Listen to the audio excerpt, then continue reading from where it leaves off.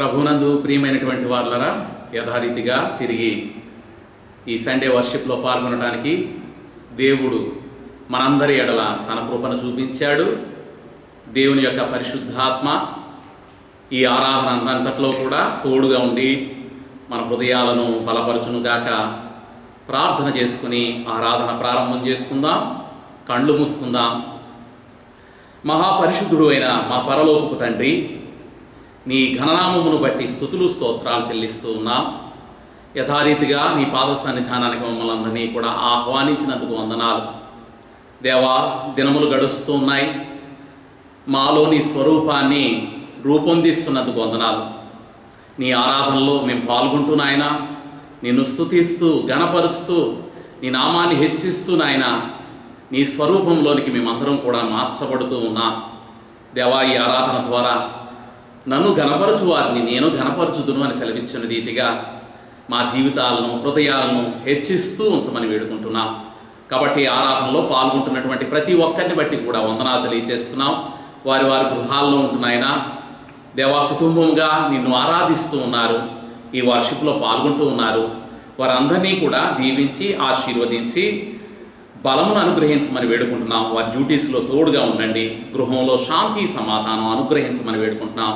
క్రైస్త saviour church సంఘంగా దేవ కుటుంబాలన్నీ కూడా దీవించి నీ కాపుదల్లో ఉంచి నడిపించమని ఈ ఆరాధన అంతటా ఆది నుండి అంతం వరకు నీ చేతులకు మమ్మల్ని మేము అప్పగించుకుంటూ మీరే తోడై ఉండమని యేసుక్రీస్తు అతి పరిశుద్ధ నామమును బట్టి ప్రార్థన చేస్తూ వేడుకుంటున్నాం మా తండ్రి. ఆమేన్. పితృ పుత్ర శుద్ధాత్మాలై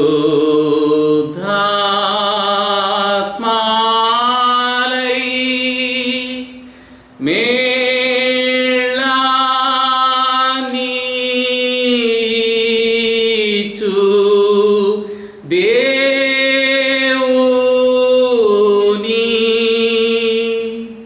స్తుతించు సర్వలోకమా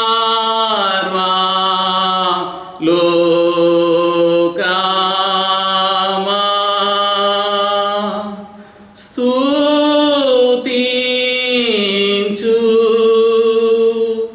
దివ్యా సైన్యమా.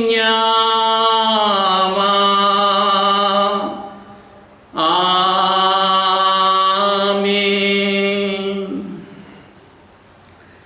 మరి సమయంలో కీర్తనల గ్రంథం నుండి 93వ కీర్తన చదువుకుందాం. పరిశుద్ధ గ్రంథం నుండి కీర్తనల గ్రంథం 93వ కీర్తన చదువుకుందాం. యెహోవా రాజ్యము చేయుచున్నాడు, ప్రభావమును ఆయన వస్త్రముగా ధరించి ఉన్నాడు.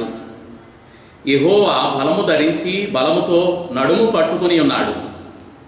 కదలకుండునట్లు భూలోకము స్థిరపరచబడి ఉన్నది.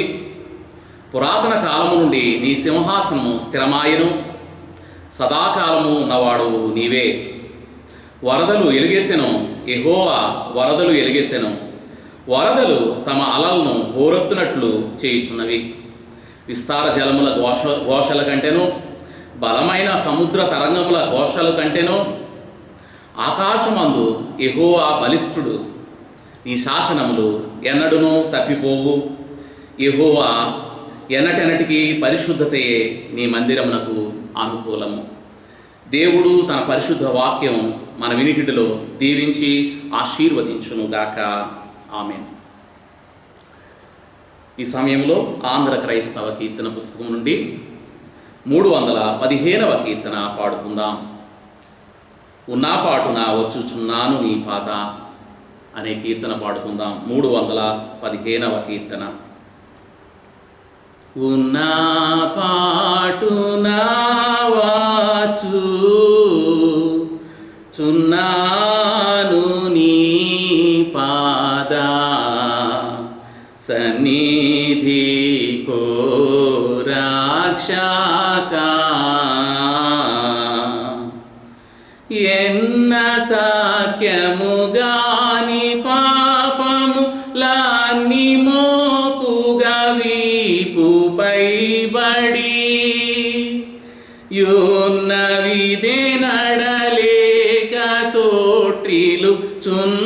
చున్నవాడను నన్ను దయగను ఉన్న పాటున వాచు చున్నాను నీ పాద సన్నిధి కో రక్షక కారుణ్యానిధి యేసు నా రక్షక రీరారక్తము జిందుట భూరిదయతో నన్ను నీదరి జేరరమ్మని పిలచుటయుని కారణపు నీ ప్రేమ ఇది మరి వేరే హేతు లేదు నాయడా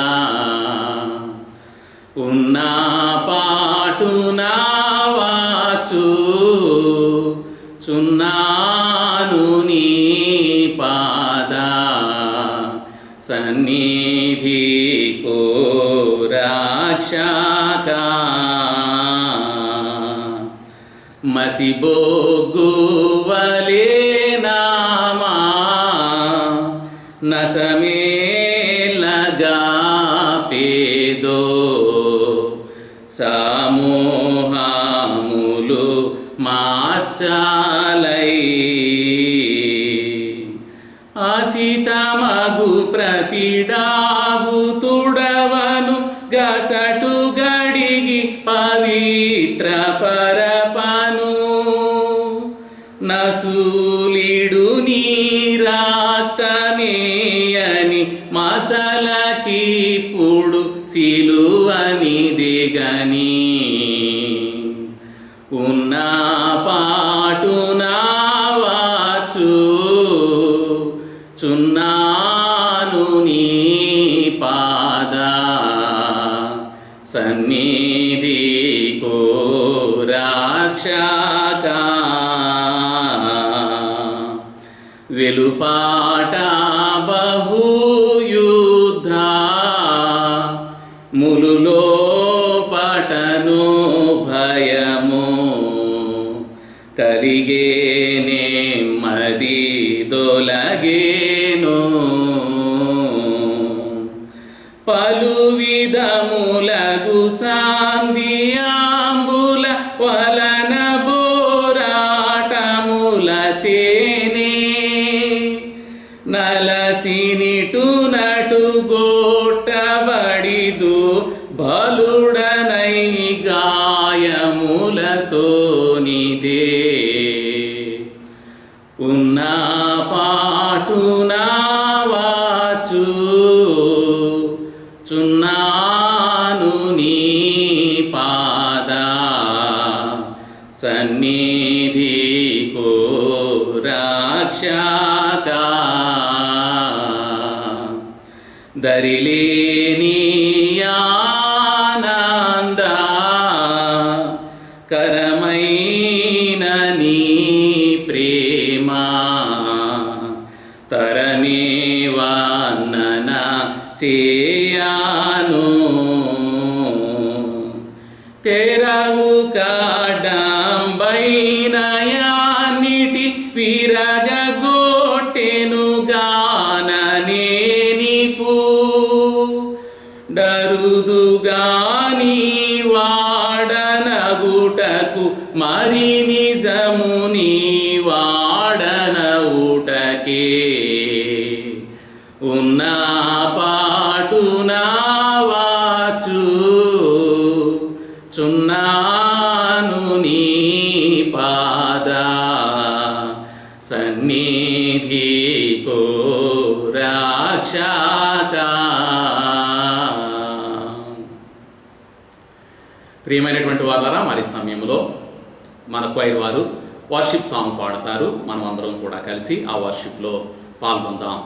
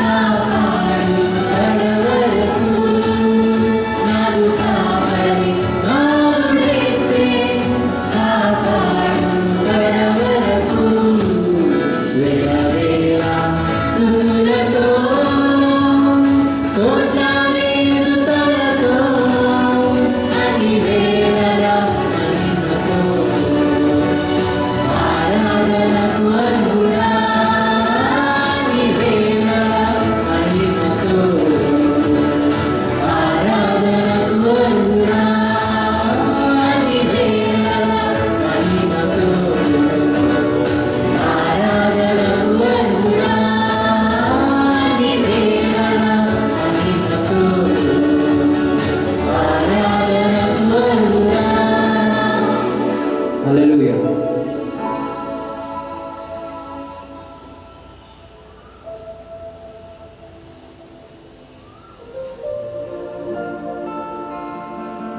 అందరూ కలిసి దైవమై పడదాం.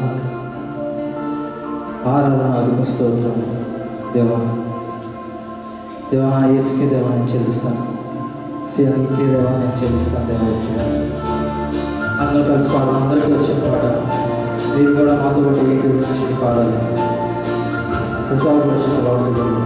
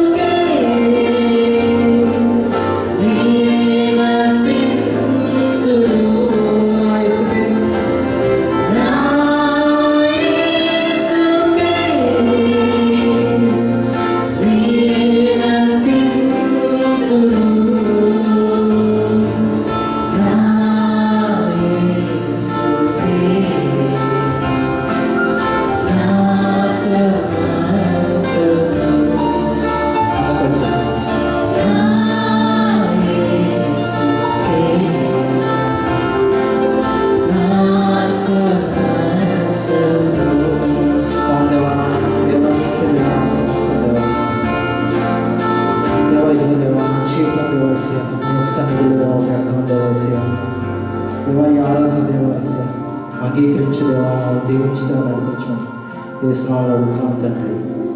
ఆమేన్. ప్రభునందు ప్రియమైనటువంటి వారులారా, మరి ఇంతవరకు దేవుణ్ణి స్తుతించి ఉన్నాం, ప్రార్థన చేసుకుని ఉన్నాం. ఈ వర్షిప్లో మనందరం కూడా కలిసి ఆరాధన చేస్తూ ఉన్నాం. మరి ఇటువంటి సందర్భంలో ఆరాధనలో అతి అమూల్యమైనటువంటిది వాక్య ధ్యానం. ఆ వాక్య ధ్యానంలోనికి ప్రవేశిద్దాం. చిన్న ప్రార్థన చేసుకుందాం. మహోన్నతుడు అయిన దేవ, వాక్యమైన దేవుడవు, వాక్యంగా మాలోనికి ప్రవేశించి మాలో నీ స్వరూపాన్ని నీ పోలికలోనికి మార్చువాడు. కాబట్టి నీ వాక్యం మాతో మాట్లాడుతూ ఉంది. వాక్యమే మా ఆలోచన, మా ప్రవర్తన అయి ఉండబోతూ ఉంది. కాబట్టి అటువంటి వాక్యాన్ని గ్రహించే శక్తి మా అందరికీ కూడా దయచేయమని యేసుక్రీస్తు అతి పరిశుద్ధ నామమును బట్టి ప్రార్థన చేస్తూ వేడుకుంటున్నాం మా తండ్రి. ఆమేన్. దేవుని నామమునకు మహిమ కలుగునుగాక. ప్రభువునందు ప్రియమైనటువంటి వాళ్ళరా, మరి మనందరం కూడా ఒక సంఘంగా ఉన్నాం. సంఘము అంటే ఆత్మల సమూహమై ఉంది. అంటే మనందరం కూడా మన పాపమును బట్టి విరగగొట్టబడినటువంటి వారు. విరగగొట్టబడటానికి పరిశుద్ధాత్మ శక్తి మనలో పనిచేస్తుంది. కాబట్టి శరీర రీతిగా విరగగొట్టబడినప్పుడు మనలో ఉన్న ఆత్మ విడుదలవుతుంది. కాబట్టి మనం ఆత్మలంగా సంఘ సహవాసంలో ఒకళ్ళనొకళ్ళు తాకుతాం. హృదయాంతరంగాల్లో నుండి ఒకళ్ళనొకళ్ళు పలకరించుకుంటూ ఉంటాం.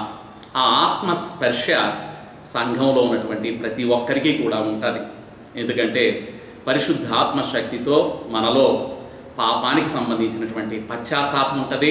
పాపాలను ఒప్పుకుంటాం కాబట్టి క్షమించబడతాం. అప్పుడు మనలో ఉన్నటువంటి ఆత్మ విడుదలవుతుంది. అత్తరు సీసా బద్దలుగొడితేనే అందులో ఉన్నటువంటి సువాసన ఆ గదంతా వ్యాపించింది.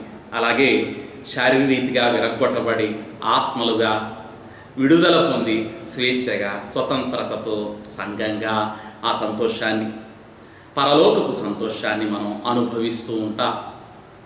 మరి ఈ సమయంలో వాక్యంగా పరిశుద్ధ గ్రంథం నుండి రోమీలకు రాసినటువంటి పత్రిక 7వ అధ్యాయం 14వ వచనం నుండి 25వ వచనం వరకు ఉన్నటువంటి వాక్య భాగాలను ఈ సమయంలో మనం ధ్యానం చేసుకోబోతూ ఉన్నాం. అంటే మన జీవితంలో ఒక పెద్ద సమస్య, మన హృదయంలో ఉన్నటువంటి ఒక పెద్ద సమస్యకు పరిష్కారాన్ని ఈ సమయంలో మనం ధ్యానం చేసుకోబోతూ ఉన్నాం. ఒక సమాధానాన్ని పొందబోతూ ఉన్నాం.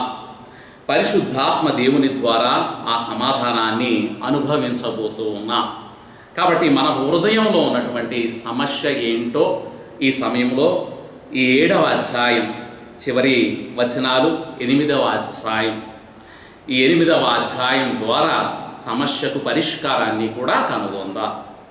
ప్రియమైనటువంటి వాళ్ళరా, మనలో ప్రతి ఒక్కరం కూడా పరిశుద్ధంగా ఉండాలి అనుకుంటాం, పవిత్రంగా ఉండాలనుకుంటాం, పాపం ఏమీ చేయకూడదు అని అనుకుంటాం. కానీ పాపమే చేస్తాం, పవిత్రంగా ఉండలేం. పవిత్రంగా ఉండకపోవటానికి, పాపమే చేయటానికి కారణం ఏమిటి? మనలో ఒక తీర్మానం చేసుకున్నా ఆ తీర్మానం మీద ఎందుకు నిలవబడలేకపోతున్నాం? కాబట్టి మనలో ఈ సమస్యకు కారణం ఏమిటి? ఈ ఆందోళనకు కారణం ఏంటి? ఈ తికమక పరిస్థితులు మనలో ఏర్పడటానికి కారణం ఏమిటి? మనలో ఉన్నటువంటి ఈ దుస్థితిని గురించి మనం ధ్యానం చేయాలి. మనలో ఉన్నటువంటి ఈ ఆటంకాన్ని గుర్తించగలగాలి. అందుకనే 7వ అధ్యాయంలో ఈ సమస్యకు పరిష్కారాన్ని కూడా మనం పొందబోతూ ఉన్నాం. మనలో ప్రతి ఒక్కరికి కూడా బైబిల్ అంటే చాలా ఇష్టం. బైబిల్ చదువుకోవాలని ఆశపడుతూ ఉంటాం. ఎందుకంటే బైబిల్ ఆత్మ సంబంధమైనటువంటిది. మనలో ఉన్నటువంటి ఆత్మ కూడా ఆత్మ సంబంధమైనటువంటి వాక్యాన్ని కోరుకుంటూ ఉంటుంది. ఆ వాక్య ప్రకారంగా జీవించాలని ఆశపడుతూ ఉంటాం. అందుకే ప్రార్థన చేసుకుంటూ ఉంటాం, చర్చికి వెళుతూ ఉంటాం, ఆరాధనను ఆశిస్తూ ఉంటాం. ఇలాగా దైవ జ్ఞానం కావాలని కోరుకుంటూ ఉంటాం. అవసరమైతే బైబిల్ కామెంటరీస్ కూడా కొనుక్కొని ధ్యానం చేస్తూ ఉంటాం వాక్యాన్ని. ఇంకా బైబిల్ కాలేజెస్లో కూడా జాయిన్ అయ్యి దైవ జ్ఞానం కావాలని, ఆత్మ సంబంధంగా ఎదగాలని ఆశ మనలో ప్రతి ఒక్కరికి కూడా ఉంటూ ఉంటుంది. కానీ ఇంత చేస్తాం కానీ మనలో ఆశించినంత ఆత్మ సంబంధమైనటువంటి ఎదుగుదల లేదని చూస్తూ ఉంటాం. ఆత్మలో ఎంతగా అభివృద్ధి పొందాలని కోరుకుంటామో ఆత్మలో అంత నిరుత్సాహపడిపోతూ ఉంటాం, కృంగిపోతూ ఉంటాం. కారణం ఏమిటి? ఒకడు ఒక ఎలుగుబంటిని తీసుకొచ్చి బోన్లో పెట్టాడు. బోన్లో బంధించి దానికి కావలసినటువంటి ఆహారం ప్రతిరోజు కూడా పెడుతూ ఉన్నాడు. దాన్ని సాధువుగా మార్చాలని చెప్పి ఏం చెయ్యాలో ఏం చెయ్యకూడదో దానికి నేర్పిస్తూ ఉన్నాడు. అది నేర్చుకుంటుంది కూడా. అంటే అది రాను రాను కూడా సాధువుగా ఉండేటటువంటి లక్షణాలు అది నేర్చుకుంటుంది. దానిలో అవి కనబడుతూ ఉన్నాయి. కాబట్టి దాన్ని నమ్మాడు. ఒక రోజున ఆ బోను తలుపు తెరిచాడు. తెరవగానే దానిలో క్రూర స్వభావం ఒక్కసారిగా బయటపడింది. అమాంతంగా అతని మీద పడిపోయి అతను చంపేసింది. మనం కూడా బైబిల్ చదువుతూ ఉండగా పవిత్రంగా ఉన్నాము అని అనిపిస్తుంది, పరిశుద్ధంగా ఉన్నాము అని అనిపిస్తుంది, సాధు స్వభావం మనలో కనబడుతుంది అని అనిపిస్తుంది, మంచిగా ఉన్నాము అని అనుకుంటున్నాం. ఏమో ఒక్కసారిగా ఆ క్రూర స్వభావంలో బయటపడి ఏదోలా ప్రవర్తిస్తున్నాం, భయంకరంగా ప్రవర్తిస్తూ ఉన్నాం. ఈ సమస్యకు కారణం ఏమిటి? పౌలు భక్తుడు పరిసయుడిగా ధర్మశాస్త్రం అంటే చాలా ఇంట్రెస్ట్ ఉన్నటువంటి వాడు. నా పితరుల పారంపర్యాచారముల ఎడల విశేష ఆసక్తి కలిగినటువంటి వాడనై ధర్మశాస్త్రం అంటే విశేష ఆసక్తి కలిగినటువంటి వాడు. ఎందుకంటే ధర్మశాస్త్రంలో పరిశుద్ధమైనటువంటి మాటలు ఉన్నాయి, మంచి మాటలు ఉన్నాయి. అందులో తన జీవితంలో వాటన్నింటినీ అన్వయించుకోవాలనుకున్నాడు. పరిశుద్ధంగా ఉండాలనుకుంటున్నాడు, మంచిగా ఉండాలనుకుంటున్నాడు, మంచి కార్యాలు తను చెయ్యాలని కోరుకుంటున్నాడు. ధర్మశాస్త్రం అంటే ఏది మంచి ఏది చెడు చెప్పేటటువంటిది ధర్మశాస్త్రం. కాబట్టి ఆ చెడు అనేటటువంటిది తొలగించి మంచి దాన్ని చేయాలని అతడు ఆశపడుతూ ఉన్నాడు. కానీ ఏ మంచి అయితే చేయాలనుకుంటున్నాడో ఆ మంచి పక్కకి వెళ్ళిపోతుంది, చెడే చేస్తున్నాడు, చెడు కార్యాలే చేస్తున్నాడు. తను అనుకున్నటువంటిది మంచి, ఆ మంచిని తనలో చేయలేకపోతున్నాడు, చెడే చేస్తున్నాడు. ఇలాగ తన జీవితంలో గతంలో కన్నా, రక్షణ పొందక ముందు కన్నా ఇప్పుడు మరింత భయంకరుడుగా మారిపోతున్నాడు, కిరాతకంగా తయారయ్యాడు. ధర్మశాస్త్రంలో ఉన్న ధర్మశాస్త్రం అయితే పాపం ఏంటో చెప్తుంది అంతే. అందుకనే ఇక్కడ రోమీలకు రాసిన పత్రిక 7వ అధ్యాయం 18-19 వచనంలో చూస్తూ ఉంటుంటే, రోమీలకు రాసిన పత్రిక 7వ అధ్యాయం 18-19 వచనంలో, మేలైనది చేయవలనని కోరిక నాకు కలుగుచున్నది కానీ దానిని చేయుట నాకు కలుగుట లేదు. నేను చేయగోరు మేలు చేయక చేయగోరని కీడు చేయుచున్నాను. మనందరం కూడా క్రైస్తవులమే, రక్షించబడ్డాం, మారు మనసు పొందాం, మంచిది, వాక్యానుసారంగా ఉండాలనే కోరికైతే ఉంది. కానీ అలా ఉండలేకపోతున్నాం.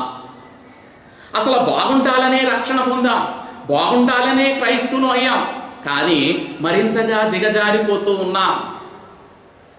అసలు ఒక ప్రశ్న మనలో ఏర్పడుతుంది, అసలు నేను రక్షించబడ్డానా?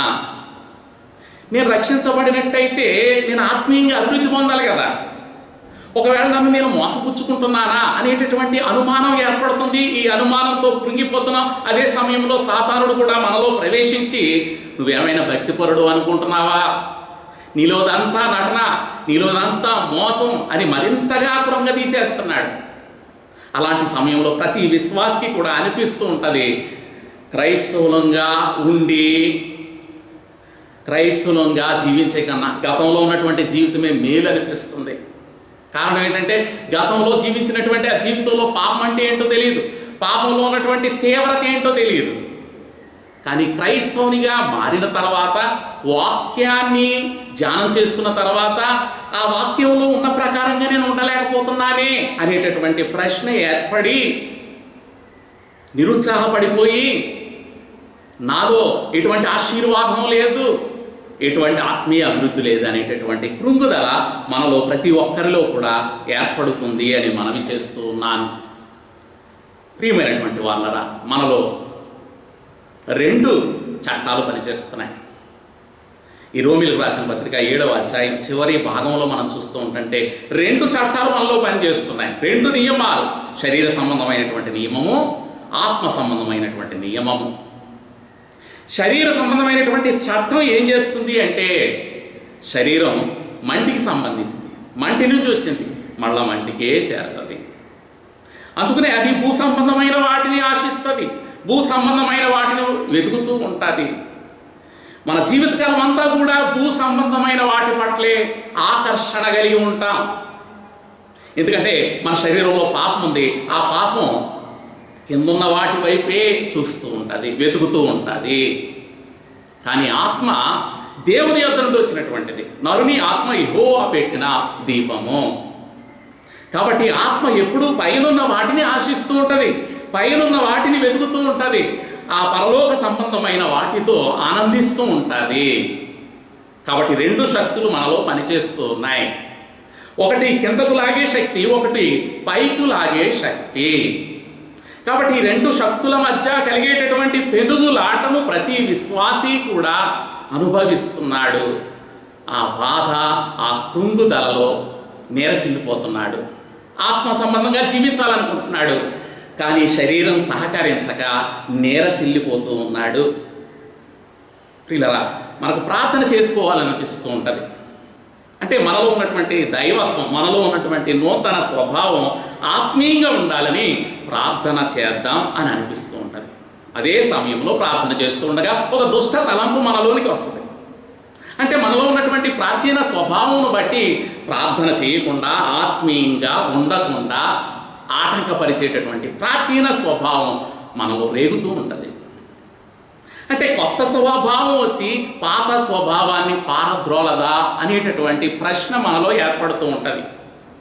అలా ఎప్పటికీ జరగదు. ఎందుకంటే ఆత్మ సంబంధంగా జీవిద్దాం అని అనుకున్నా, ఆత్మలో ఆనందిద్దాము అని అనుకున్నప్పటికీ కూడా శరీరం ఆటంకపరిచి, శరీరం సహకరించక, ఆత్మీయంగా అభివృద్ధి పొందలేక, ఎంత ఆరాటం ఆశ మనలో ఉన్నప్పటికీ కూడా అంత స్థాయిలో ఎదగలేక నీరసిల్లిపోతూ ఉంటాం. అందుకనే భక్తుడు పౌలు కూడా తనలో కలిగినటువంటి అంతర్యుద్ధాన్ని గురించి మాట్లాడుతున్నాడు. రోమీలకు రాసిన పత్రిక 7వ అధ్యాయం 22వ వచనములో, అంతరంగ పురుషుని బట్టి దేవుని ధర్మశాస్త్రమునందు నేను ఆనందించుచున్నాను గాని, అంతరంగ పురుషుని బట్టి దేవుని ధర్మశాస్త్రమునందు నేను ఆనందించుచున్నాను గాని, వేరొక నియమము నా అవయవంలో ఉన్నట్టు నాకు కనబడుచున్నది.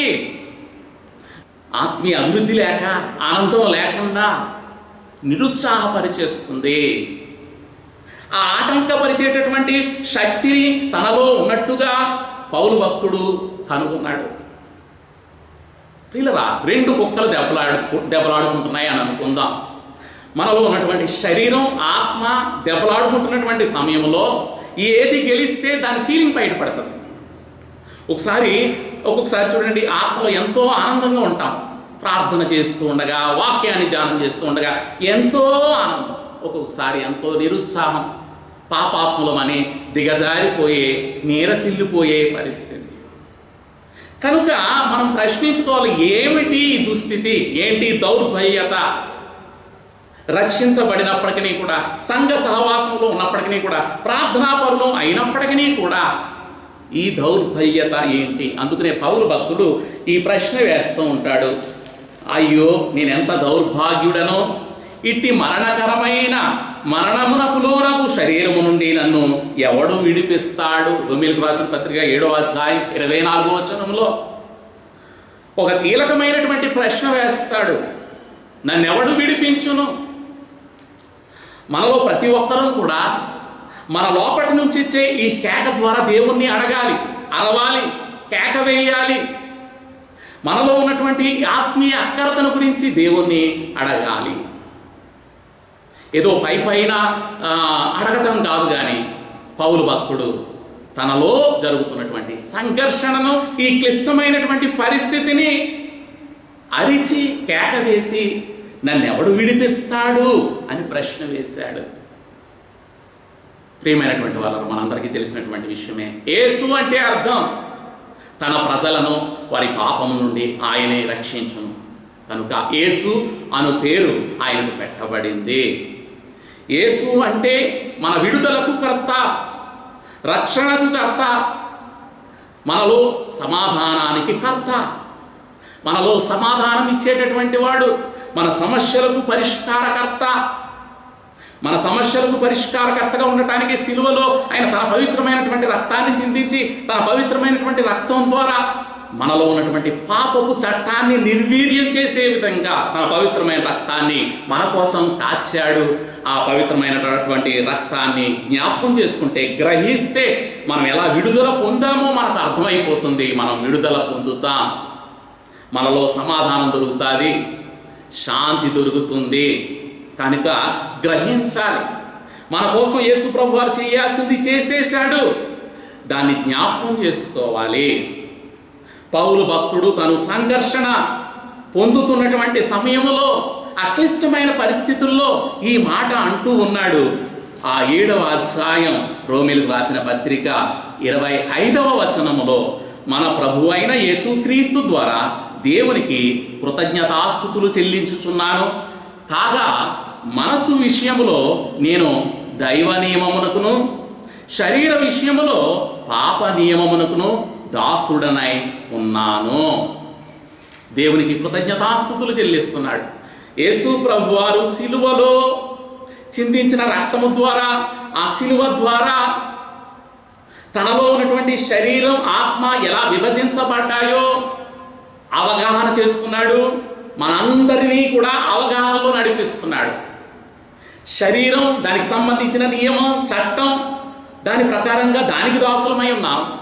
ఆత్మ నియమం ప్రకారంగా, ఆ చట్ట ప్రకారంగా దానికి దాసులమై ఉన్నాం. కాబట్టి మనం దేనికి దాసులమై ఉన్నామో గ్రహించుకోవాలి. నన్ను ఎవడు విడిపించును అన్నటువంటి మాటకు అతడు పొందినటువంటి సమాధానం ఏమిటంటే, రోమీయులకు రాసిన పత్రిక 8వ అధ్యాయం 2వ వచనంలో, క్రీస్తు యేసునందు జీవమునిచ్చు ఆత్మ యొక్క నియమము పాపమరణముల నియమము నుండి నన్ను విడిపించును. తను దేని ద్వారా విడిపించబడుతున్నాడో దాన్ని అర్థం చేసుకున్నాడు, అవగాహన చేసుకున్నాడు. కాబట్టి తాను విడిపించబడ్డానని గ్రహించగలిగాడు.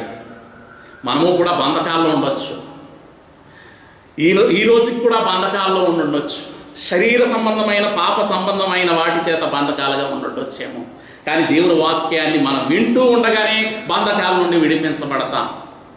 దేవుని వాక్యాన్ని వింటూ ఉంటే విశ్వాసం కలుగుతుంది. ఆ విశ్వాసం ద్వారా ఏ బంధకాల చేత బంధించబడ్డామో వాటి చేత విడిపించబడతాం.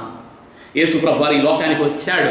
యేసును చూడగానే, యేసు నందు విశ్వాసం ఉంచగానే బలహీనతలు కలిగినటువంటి వారు బలం పొందారు, వ్యాధిగ్రస్తులు స్వస్థత పొందారు, కుంటి వాళ్లకు కాళ్ళు పొందారు, గుడ్డి వాళ్ళు కూడా కళ్ళు అనుగ్రహించబడ్డాయి. ఆ ప్రత్యక్షత మనం అనుభవిస్తే మనం ఉన్న పరిస్థితి నుండి విమోచించబడతాం, విడిపించబడతాం. కాబట్టి ప్రత్యక్షత పొందాలి.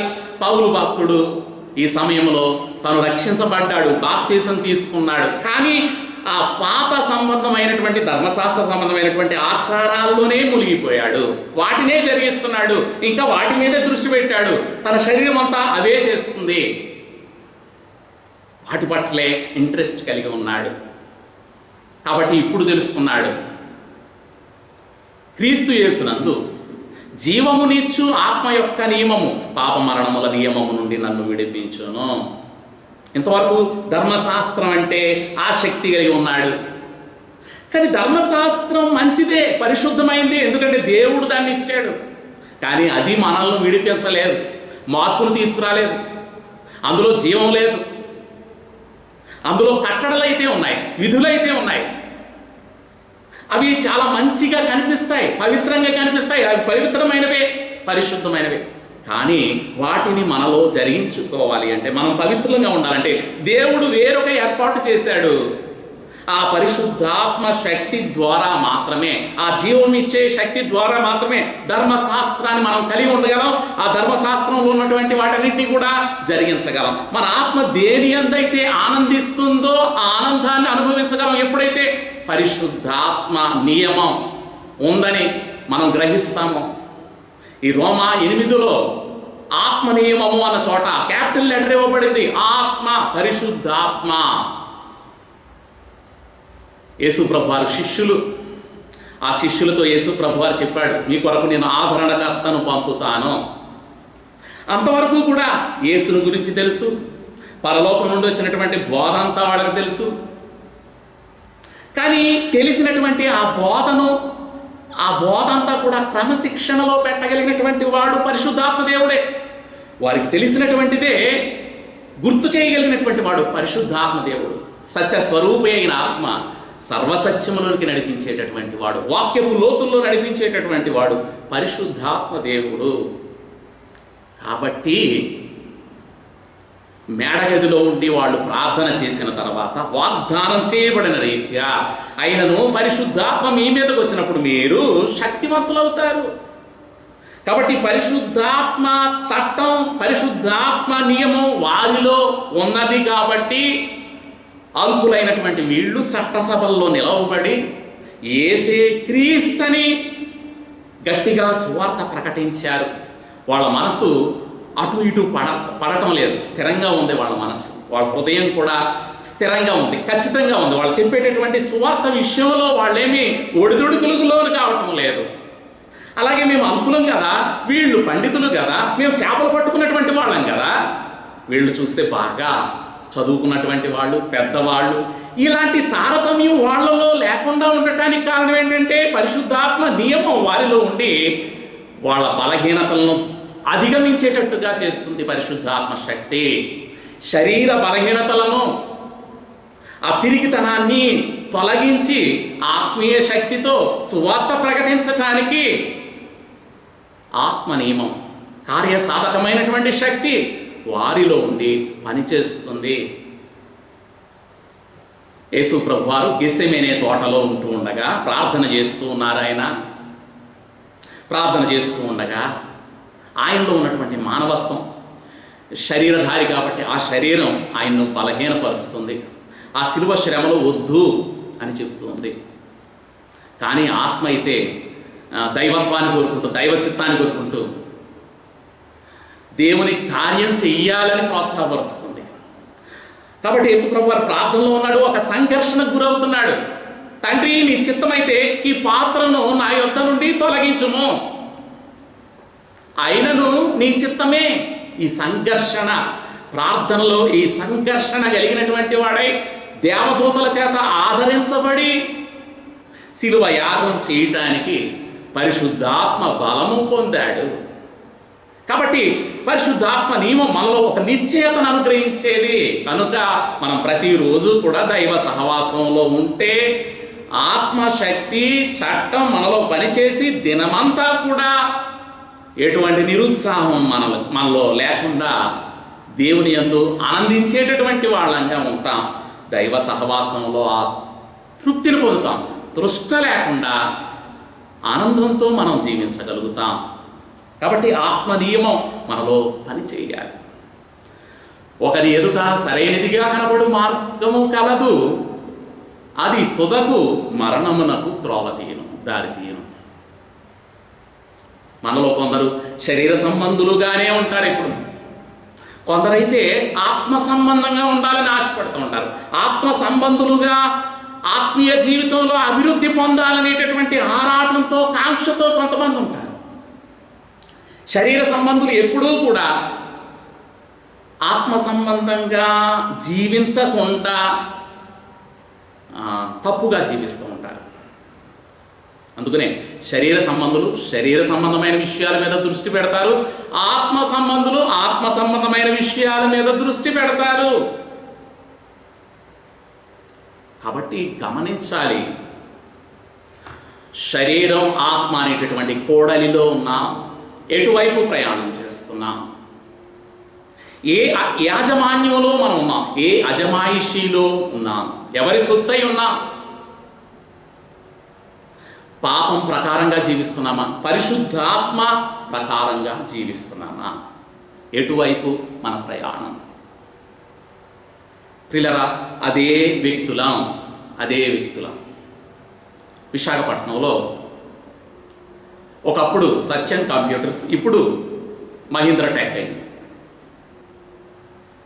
అదే బిల్డింగ్, అదే తలుపులు, అవే డోర్స్, అవే రూమ్స్, అవే రోడ్స్, అదే గేట్.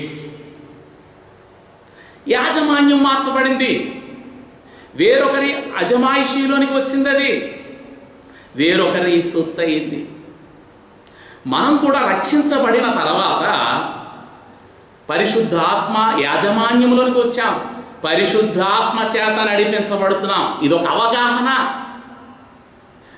మనలో ఉన్నటువంటి దుస్థితి, మనలో ఉన్నటువంటి సంఘర్షణకు ఒక పరిష్కారం ఏమిటి అంటే, ఈ 8వ అధ్యాయంలో క్రీస్తు యేసు నందు జీవమునిచ్చు ఆత్మ యొక్క నియమము, పాప మరణముల నియమము నుండి నన్ను విడిపించును. జీవమునిచ్చే పరిశుద్ధాత్మ నియమము ఆ శరీర బలహీనతలను అధిగమింపచేసేటటువంటి ఆత్మీయ శక్తిని మనకు అనుగ్రహిస్తూ ఉంటుంది, శక్తిని దయచేస్తూ ఉంటుంది. కనుక గమనించండి, పాత నిబంధన గ్రంథం నుండి మోషే భక్తుడు ఎరుకో పట్టణానికి కొంతమందిని గూఢచారులు పంపుతాడు. అందులో కొందరు వచ్చి మోషేకు రిపోర్ట్ ఇస్తారు. వాళ్ళు చాలా బలవంతులు, మనం వాళ్ళని గెలవలేం, ఓడిపోతాం. అయితే ఇద్దరు మాత్రం వేరేగా రిపోర్ట్ అందిస్తారు, కాలేబు యెహోషువ. వీళ్ళిద్దరు ఏమంటారంటే, వాళ్ళు బలవంతులు కానీ మనమే గెలుస్తాం, వాళ్ళు బలవంతులు కానీ మనమే గెలుస్తాం. కాబట్టి వాళ్ళలో ఉన్నటువంటి ఆత్మనియమం, కార్యసాధకమైనటువంటి శక్తి వాళ్ళలో ఉన్నటువంటి బలహీనతలను అధిగమింపచేసింది.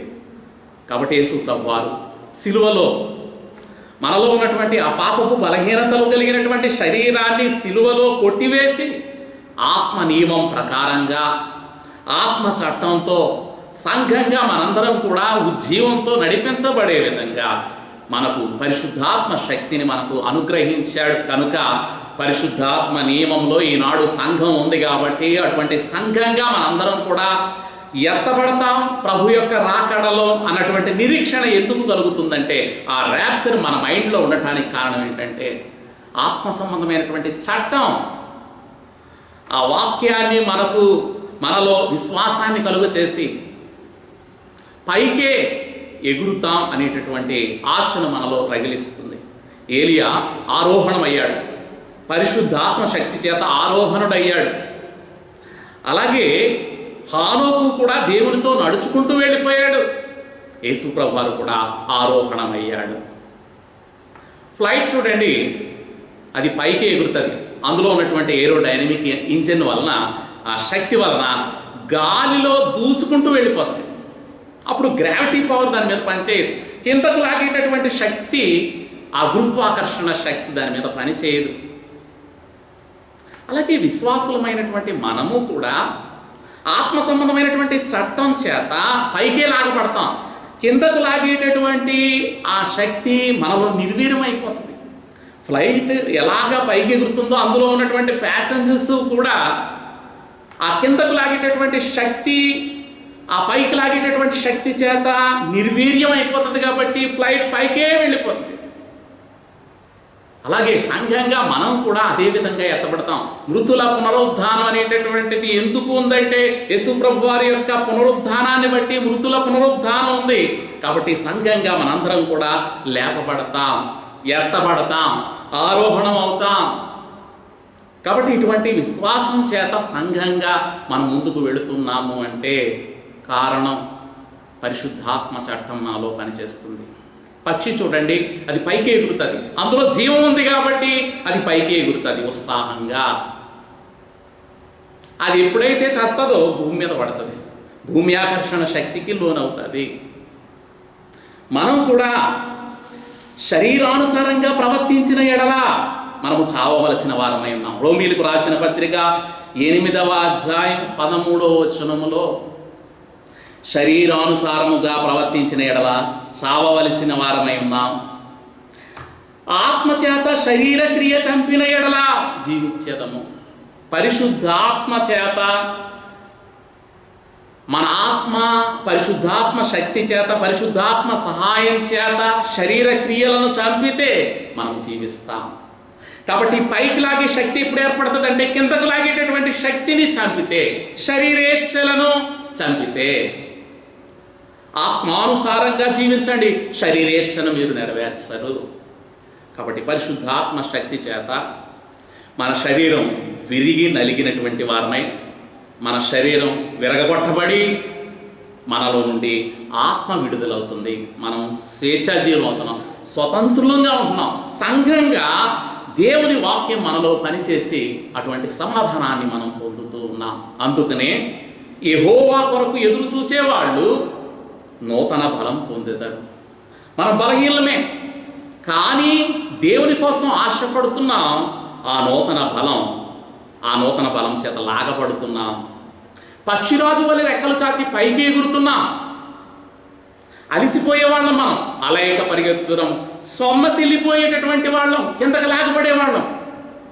వారు అలైక పరిగెత్తుతురు, సొమ్మసిల్లగా నడిచిపోతురు. కాబట్టి పైకి లాగేటటువంటి శక్తి ఆత్మ సంబంధమైనటువంటి నియమము, పాప మరణముల నియమము నుండి మనల్ని విడిపిస్తుంది. కాబట్టి యేసుప్రభు వారు చేసినటువంటి కార్యాన్ని గుర్తు తెచ్చుకొని ఈ 7వ అధ్యాయం 8వ అధ్యాయంలో ఉన్నటువంటి వివరణను బట్టి మన సమస్యకు పరిష్కారం ఏర్పడుతుంది. మన కళ్ళు తెరవబడుతున్నది. కాబట్టి మనం సమాధానం పొందుతున్నాం, స్వతంత్రతను అనుభవిస్తున్నాం. కాబట్టి దేవుడు మనల్ని విడిపించాడు. యేసుక్రీస్తు మనల్ని విడిపించాడు. కాబట్టి ఆ విడిపించిన విడుదల మన జ్ఞాపకాల్లో ఉంటే పరిశుద్ధాత్మ చట్టములో మనం నడిపించబడుతున్నాం. దేవుడు మనకు జీవాన్ని ఇస్తున్నాడు. మనం వాక్యాన్ని కలిగి ఉంటున్నాం, అందులో నుండి జీవాన్ని పొందుతున్నాం, పరిశుద్ధంగా ఉండగలుగుతున్నాం, పవిత్రంగా ఉండగలుగుతున్నాం. మనలో ఉన్నటువంటి పాపానికి వెల యేసుప్రభు వారి సిలువలో చెల్లించేశాడు. ఆ అప్పంతా తీరిపోయింది. మనం శరీరానుసారంగా ప్రవర్తించటానికి దానికి మనం ఏమి రుణస్థులం కాదని కూడా 8వ అధ్యాయం 13వ వచనంలో రాయబడి ఉంది.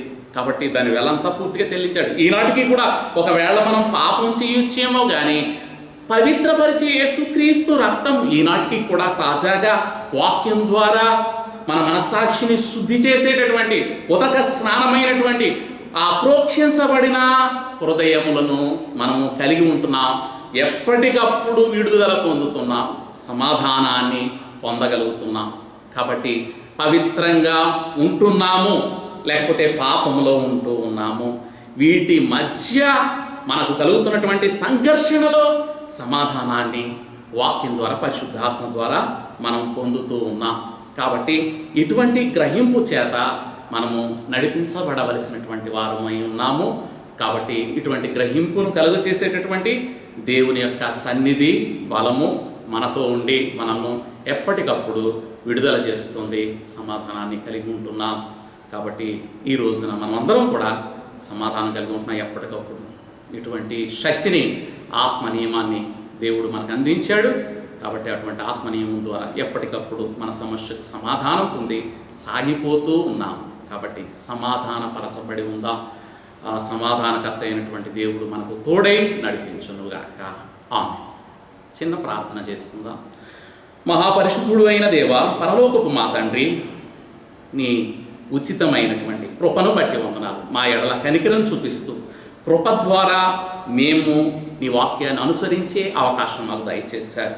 శరీరానుసారంగా మేము ధర్మశాస్త్రాన్ని కలిగి ఉందామన్న నిరుత్సాహం ఏర్పడుతుంది. కానీ ఆత్మ నియమం చేత ఆ వాక్యాన్ని అంతటినీ కూడా తీసుకోవటానికి, పరిశుద్ధంగా ఉండటానికి, పౌలు ఏమైతే అనుకున్నాడో అటువంటి మేలు మాలో నుండి జరగటానికి, మంచి జరగటానికి, మంచి కార్యాలు చేయటానికి నీ ఆత్మ సహాయం చేత ఒక గొప్ప ఏర్పాటు మాకు అనుగ్రహించారు. మాకు సమాధానం కూడా ఇచ్చారు. మాలో కలిగేటటువంటి సమస్యలకు సమాధానం ఇచ్చారు. నీకు స్తోత్రాలు. ఈ వాక్యం ద్వారా బలపరచమని యేసుక్రీస్తు అతి పరిశుద్ధ నామమును బట్టి ప్రార్థన చేస్తూ వేడుకుంటున్నాం మా తండ్రి. ఆమేన్. కానుకలను సమర్పించుకుందాం. ఆంధ్ర క్రైస్తవ కీర్తన పుస్తకం నుండి 440వ కీర్తన పాడుకుందాం. తనువు నాదిదిగో గైకొనివి అనేటటువంటి కీర్తన పాడుకుందాం. తనువు నాదిదిగో గై కొనుమియో ప్రభువాని పనికి బ్రాతిష్ఠించుమి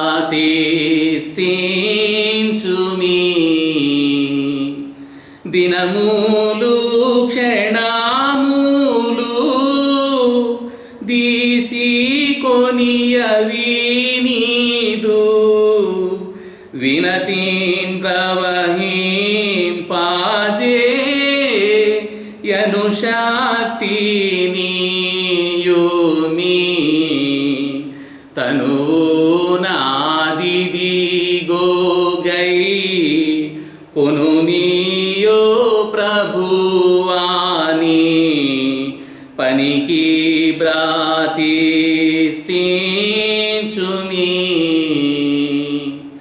ఘనమైన నీ ప్రేమా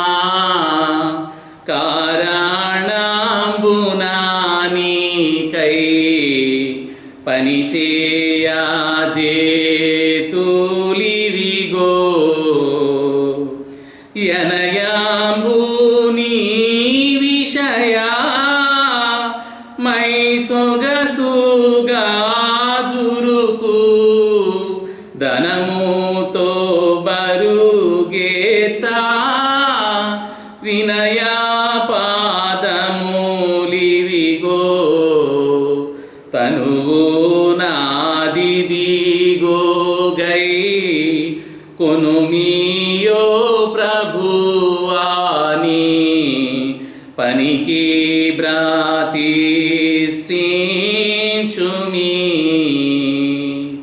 వెండి పసిడివిగో వీసమైనను నాకై యుండవలెనని కోరను నిండైనా నీ ఇష్టం నియమాంబు చొప్పున మెండుగా వాడబరి నితియౌ జ్ఞానాంబిదిగో తను నాదిదిగో గై కొనుమియో ప్రభువాని పనికి బ్రాతిష్ఠించుమి ఉన్న నా ప్రేమాని సన్నిధానమునానే నిన్నాడు ధారావోయా నన్ను నీవానిగా నాదాగై కొనుమపుడు చిన్నోగా నీ వశమై స్థిరముగా నుండేదా తనువు నాదిదిగో గై కొనుమియో ప్రభువాని పనికి బ్రాతిష్ఠించుమి.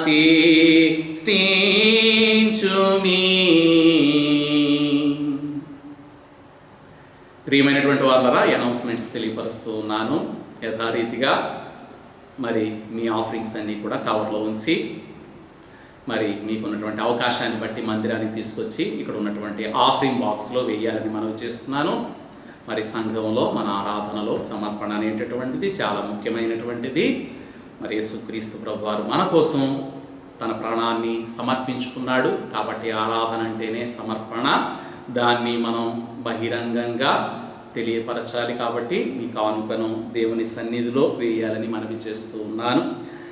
అదేవిధంగా బలహీనలైనటువంటి వారిని గురించి వారి యొక్క బలహీనతలో ప్రార్థనా బలము చేత వారందరూ అగులాగున ప్రార్థన చేద్దాం. జె ఆనంద్ కుమార్ గారు, ఆర్ కోటేశ్వరరావు గారు, విజయ సునంద పాల్ గారు, వీరి గురించి ప్రత్యేకంగా మీ ప్రార్థనలో జ్ఞాపకం చేసుకోండి. వారు మన ప్రార్థన కోసం ఆశపడుతూ ఉన్నారు కాబట్టి వారు సంపూర్ణ స్వస్థత పొందులాగున ప్రార్థన చేయండి. అఖిల్ని బట్టి కూడా సర్జరీ అయింది, ఫిజియోథెరపీ చేస్తూ ఉన్నారు. సంపూర్ణ స్వస్థత పొందిన వాడే గృహంలో తన కుటుంబంతో తను కలిసి సంతోషంగా ఉండేలాగున ఒక గొప్ప సాక్ష్యం వారి నుండి వినిపించేలాగున వారి కోసం కూడా మన ప్రార్థనలో జ్ఞాపకం చేసుకుందాం. కాబట్టి యథారీతిగా మన ప్రస్తుత పరిస్థితి గురించి కూడా మన ప్రార్థనల్లో జ్ఞాపకం చేసుకుందాం. ఎందుకంటే దేవుని సన్నిధిలో మనందరం కూడా కూడి వచ్చి దేవుని స్తుతించాలి. దేవుని సన్నిధి లేనటువంటి ఆ దుస్థితిని మనం గమనించుకొని ఈసారి అయితే మనందరం కూడా దేవుని మందిరంలో క్రమంగా ఉండేలాగున, మరింత ఆత్మీయంగా ఉండేలాగున, అభివృద్ధి పొందేలాగున, ఈ లోకంలో మనకి ఇచ్చినటువంటి ఈ జీవితాన్ని మనం పరిపూర్ణంగా దేవుని సన్నిధిలో వాడుకుందాం. అటువంటి కృప మనందరికీ కూడా దేవుడు దయచేయనుగాక. మరి ప్రార్థన, పరలోక ప్రార్థన ఆశీర్వాదాలతో ఆరాధన ముగించుకుందాం. ప్రార్థన చేసుకుందాం. మహోన్నతుడు అయిన మా పరలోకపు తండ్రి, ఉన్నతుడైన దేవ, సింహాసనాసీనుడా, పరిశుద్ధుడా, శక్తివంతుడా, ఈ లోకంలో మేము బలహీనలు కావచ్చు కానీ నాయన నీ కృప చేత బలవంతులు అవుతున్నా. నా కృప నీకు సరిపోతుంది. నా బలం నీలో ఉండి నిన్ను పరిపూర్ణంగా చేస్తుంది. శక్తిహీనులమైనటువంటి మాలో నీ శక్తిని దయచేసి మమ్మల్ని పరిపూర్ణంగా నడిపిస్తున్నారు. వాక్యం ద్వారా మేము ఎంత బలహీనమో తెలుసుకున్నాం. అదే సమయంలో జీవమునిచ్చే ఆత్మ నియమం మమ్మల్ని బలపరుస్తుంది, ఆ బలహీనత నుండి విడిపిస్తుంది అనేటటువంటి పరిష్కారాన్ని గురించి కూడా తెలుసుకున్నాం. కాబట్టి బలహీనమైనటువంటి ఈ దీన బిడ్డలను బట్టి ప్రత్యేకంగా ప్రార్థన చేస్తున్నాం. వారందరూ కూడా దేవ బలపరచబడాలి, శక్తిని పొందాలి. సంఘమంతా ప్రార్థన చేస్తుంది కాబట్టి కుటుంబాలన్నీ కూడా సమాధానంతో ఉండాలి. కాబట్టి ప్రత్యేకంగా నీ ఆశీర్వాదాలు వారి మీద ఉంచండి. ఇప్పుడు ప్రస్తుతం అయితే మేమందరం కూడా శ్రమల కాలంలో ఉన్నాం, నీ సన్నిధికి దూరమై ఉన్నాం, కుటుంబాల్లో నీ సన్నిధిని అనుభవిస్తూ ఉన్నాం. కాబట్టి ఆత్మలుగా మళ్ళా సంఘంగా ఒకరినొకరు పలకరించుకునే విధంగా ఈ సహవాసాన్ని ఆశిస్తున్నాం. మళ్ళా మాకు ఆ ప్రేమ ఐక్యత ద్వారా సహవాసాన్ని తిరిగి దయచేస్తారని విశ్వాసం చేత ప్రస్తుతం ఉన్నటువంటి పరిస్థితులన్నీ కూడా మార్చివేసిన ఆయన దేవా, ఆ కోవిడ్ అనేటటువంటిది ఆ దేవా మరి అదంతా కూడా తొలగించుటకు సహాయం చేయమని వేడుకుంటూ ఉన్నాం.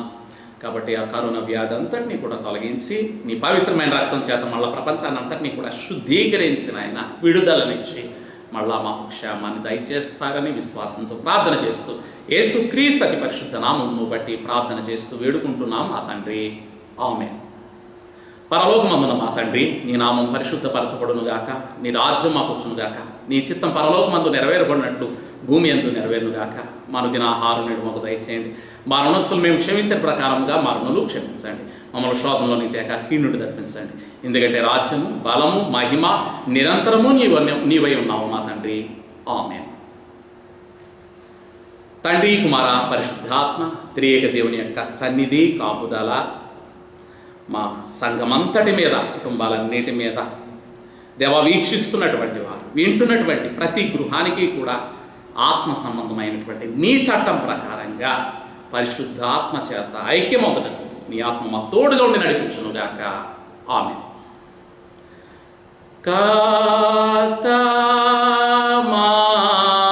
కతమామును దీవించి క్షేమానిచి పాంపుము, జీవాహార వార్తనిచి మామును పోషించు.